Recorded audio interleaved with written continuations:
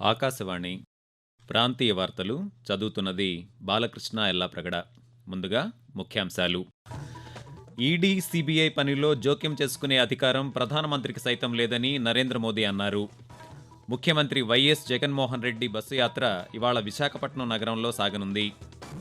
కాంగ్రెస్ అధికారంలోకి వస్తే రాష్ట్రానికి ప్రత్యేక హోదా తెస్తామని పార్టీ రాష్ట్ర అధ్యక్షురాలు వైఎస్ షర్మిల అన్నారు.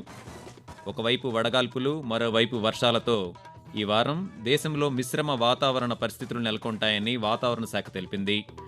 ఐపీఎల్ క్రికెట్ టోర్నీలో మరి కాసేపట్లో Kolkata knight riders, royal Challengers Bengaluru జట్లు పోటీపడనున్నాయి. వార్తల వివరాలు. ఎన్ఫోర్స్మెంట్ డైరెక్టరేట్, సిబిఐ వంటి కేంద్ర దర్యాప్తు సంస్థలను స్వేచ్ఛగా, స్వతంత్రంగా పనిచేయనివ్వాలని ప్రధానమంత్రి నరేంద్ర మోదీ అన్నారు. వాటి పనితీరులో ప్రభుత్వాలు, రాజకీయ నాయకులు జోక్యం చేసుకోకూడదని నరేంద్ర మోదీ చెప్పారు. కేంద్ర దర్యాప్తు సంస్థలు దుర్వినియోగం అవుతున్నాయన్న ఆరోపణలపై ప్రధానమంత్రి స్పందిస్తూ ఈడీ, సిబిఐ తమ పని తాము చేసుకుని పోతున్నాయన్నారు. ప్రధానమంత్రికి సైతం ఈడీ పనిలో జోక్యం చేసుకునే అధికారం లేదని నరేంద్ర మోదీ చెప్పారు. నిజానికి ఈడీ, సిబిఐ తమ పని తాము చేయకపోతే వాటిని ప్రశ్నించాలని, కానీ ఆ సంస్థలు తమ పని తాము చేసుకుంటున్నందుకు ప్రతిపక్షాలు విమర్శలు చేయడం సరికాదని అన్నారు. వైఎస్ఆర్సీపీ అధ్యక్షులు, ముఖ్యమంత్రి వైఎస్ జగన్మోహన్ రెడ్డి చేపట్టిన మేమంతా సిద్ధం బస్సు యాత్ర 20వ రోజు విశాఖ జిల్లాలో కొనసాగుతోంది. ఈరోజు చెన్నైపాలెం ప్రాంతం నుంచి ప్రారంభమైన బస్సు యాత్ర Pinagadi junction, Lakshmipuram, Vepagunta junction, Gopalapatnam, NAD junction, Kancharapalem, Akkayyapalem, Maddilapalem, Venkojipalem, Hanumanthuvaka మీదుగా సాగుతుంది. ఎంవీవీ సిటీ ఎండాడ వద్ద ముఖ్యమంత్రి ఈ రాత్రికి బస చేస్తారు. గత 10 ఏళ్లలో కర్నూలులో ఎలాంటి అభివృద్ధి జరగలేదని ఆంధ్రప్రదేశ్ కాంగ్రెస్ అధ్యక్షురాలు వైఎస్ షర్మిల అన్నారు. కర్నూలులో న్యాయ రాజధాని ఏర్పాటు చేస్తామన్న హామీని ముఖ్యమంత్రి జగన్మోహన్ రెడ్డి నిలబెట్టుకోలేదన్నారు. కర్నూలులో ఈ ఉదయం నిర్వహించిన ఎన్నికల ప్రచార సభలో షర్మిల ప్రసంగించారు. వైఎస్ఆర్ హయాంలో ప్రారంభించిన గుండ్రేవుల ప్రాజెక్టును పూర్తి చేసి ఉంటే జిల్లాలో 2 లక్షల ఎకరాలకు సాగునీరు, 6 లక్షల మంది ప్రజలకు తాగునీరు అంది ఉండేదన్నారు. కాంగ్రెస్ పార్టీ అధికారంలోకి వస్తే రాష్ట్రానికి ప్రత్యేక హోదా ఇచ్చి అభివృద్ధి చేస్తుందని హామీ ఇచ్చారు.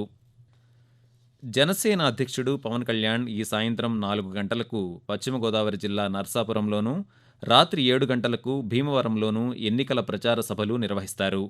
నర్సాపురం ఎంపీ స్థానం నుంచి పోటీ చేస్తున్న భారతీయ జనతా పార్టీ అభ్యర్థి భూపతిరాజు శ్రీనివాసవర్మ, నర్సాపురం శాసనసభా స్థానానికి పోటీ చేస్తున్న జనసేన అభ్యర్థి బొమ్మిడి నాయకర్, భీమవరం అసెంబ్లీ సీటు నుంచి పోటీ చేస్తున్న పులపర్తి రామాంజనేయుల కోసం ఆయన ప్రచారం చేయనున్నారు. జైనమత వ్యవస్థాపకుడు, వర్ధమాన మహావీరుడి జయంతి సందర్భంగా రాష్ట్రపతి ద్రౌపది ముర్ము, ఉపరాష్ట్రపతి జగదీప్ ధన్కడ్, ప్రధానమంత్రి నరేంద్ర మోదీ దేశ ప్రజలకు శుభాకాంక్షలు తెలియజేశారు. మహావీరుడి బోధనలను అనుసరించి సమస్త జీవుల సంక్షేమానికి పాటుపడాలని రాష్ట్రపతి ద్రౌపది ముర్ము ప్రజలకు విజ్ఞప్తి చేశారు. వర్ధమాన మహావీరుడు త్యాగం, సహానుభూతి, సున్నితత్వాలను ప్రబోధించాడని ఆమె గుర్తు చేశారు. మహావీరుడు బోధించిన సహనం, నైతిక ప్రవర్తన, అహింస వంటి సూత్రాలు ఈనాటి కాలానికి కూడా వర్తిస్తాయన్నారు. శాంతి, సౌహార్దం, సమృద్ధితో కూడిన సమాజాన్ని నిర్మించుకునే మార్గాన్ని మహావీరుడు మనకి చూపించాడని ఉపరాష్ట్రపతి జగదీప్ ధన్కడ్ తన సందేశంలో పేర్కొన్నారు. మహావీరుడి బోధనలను స్ఫూర్తిగా తీసుకుని వికసిత భారతాన్ని నిర్మించుకోవాలని ప్రధానమంత్రి నరేంద్ర మోదీ పిలుపునిచ్చారు. ఒంటిమిట్ట కోదండరామస్వామి బ్రహ్మోత్సవాల్లో 5వ రోజు అయిన నేడు మోహిని అలంకారంలో స్వామివారు భక్తులకు దర్శనమిచ్చారు. ఉదయం 11 నుంచి 12 గంటల వరకు స్నపన తిరుమంజనం నిర్వహించారు. సాయంత్రం 5 నుంచి 6 గంటల వరకు ఊంజల సేవ ఉంటుంది. రాత్రి 7 నుంచి 9 గంటల వరకు గరుడ సేవ నిర్వహిస్తారు. రేపు శ్రీ సీతారాముల కళ్యాణం జరగనుంది. దేశవ్యాప్తంగా అధిక ఉష్ణోగ్రతలు నమోదవుతున్నాయి. పశ్చిమ బెంగాల్ నుంచి గంగా మైదానం వరకు వడగాల్పులు కొనసాగుతున్నాయి. జార్ఖండ్, బీహార్లలో మరో 3 రోజుల పాటు ఇదే పరిస్థితి ఉంటుందని భారత వాతావరణ శాఖ వెల్లడించింది. కోస్తాంధ్ర, యానాం, రాయలసీమ, తమిళనాడు, పుదుచ్చేరి, కరైకల్, కేరళ, మాహేలలో బుధవారం వరకు తేమ కలిగిన వేడి వాతావరణం కొనసాగుతుందని వివరించింది. ఉత్తరప్రదేశ్, మధ్యప్రదేశ్లోని కొన్ని ప్రాంతాలలో రాత్రి వేళల్లో కూడా వాతావరణం వేడిగా ఉంటుందని తెలిపింది. మరోవైపు ఈశాన్య రాష్ట్రాల్లోనూ, తూర్పు భారతదేశంలోనూ వర్షాలు పడే సూచనలున్నాయి. ఉత్తర భారతదేశంలోని పలు ప్రాంతాల్లో సాధారణ వర్షంతో పాటు మంచు కురిసే అవకాశం కూడా ఉంది. ఇక దేశ రాజధానిలో రేపు బలమైన గాలులతో కూడిన వర్షాలు పడే సూచనలున్నాయి. ఆకాశవాణి ప్రాంతీయ వార్తలు వింటున్నారు. సార్వత్రిక ఎన్నికల్లో ఓటర్లు ముమ్మరంగా పాల్గొనేలా వారిలో చైతన్యాన్ని పెంచడానికి తిరుపతిలో ఈ ఉదయం బైక్ ర్యాలీ నిర్వహించారు. తిరుపతిలోని ఎంఆర్పల్లి సర్కిల్ నుంచి లక్ష్మీపురం సర్కిల్ వరకు నిర్వహించిన ర్యాలీని జిల్లా collector Praveen Kumar, Tirupati municipal commissioner Aditi Singh ప్రారంభించారు. ఈ ర్యాలీలో పాల్గొన్న విద్యార్థులు, ఉద్యోగులతో ప్రతిజ్ఞ చేయించి సంతకాలు సేకరించారు. ఈ సందర్భంగా కలెక్టర్ ప్రవీణ్ కుమార్ ఆకాశవాణితో మాట్లాడుతూ, ఈ స్వీప్ కార్యక్రమం భాగంగా ఓటింగ్ శాతం పెంచడానికి ప్రయత్నం చేయడం, రెండోది ఎథికల్ ఓటింగ్, ఎవరు కూడా ఎలాంటి ప్రలోభాలకి గురి కాకుండా ఓటింగ్ వేయాలనే ఉద్దేశంతో ఈ కార్యక్రమం నిర్వహించడం జరుగుతూ ఉంది. ప్రతి ఒక్కరూ 13వ తేదీ పోలింగ్ స్టేషన్ కి రావాలి, ఓటు వేయాలి. అలాగే అబ్సెంటీ ఓటర్ సందర్భంగా కూడా హోమ్ ఓటింగ్ ఏదైతే కార్యక్రమం నిర్వహించడం జరుగుతూ ఉంది. సీనియర్ సిటిజన్స్ కానీ, ఫిజికలీ ఛాలెంజ్డ్ ఓటర్స్ కానీ వాళ్ళు కూడా రైట్ టు ఓట్ హక్కు వినియోగించాల్సిన అవసరం ఉంది. ఫ్రీ అండ్ ఫెయిర్ ఎలక్షన్ లో పార్టిసిపేట్ చేయమని తిరుపతి జిల్లా ప్రజలకి కోరుకోవడం జరుగుతాం. మంగళగిరిని దేశంలోనే అత్యుత్తమ నియోజకవర్గంగా తీర్చిదిద్దాలన్నదే లోకేష్ లక్ష్యమని నారా బ్రాహ్మణి అన్నారు.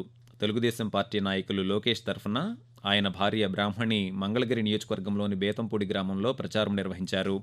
తెలుగుదేశం, జనసేన, బీజేపీ కూటమి అధికారంలోకి వస్తే యువతకు ఉపాధి అవకాశాలు మెరుగవుతాయని ఆమె హామీ ఇచ్చారు. వాతావరణం.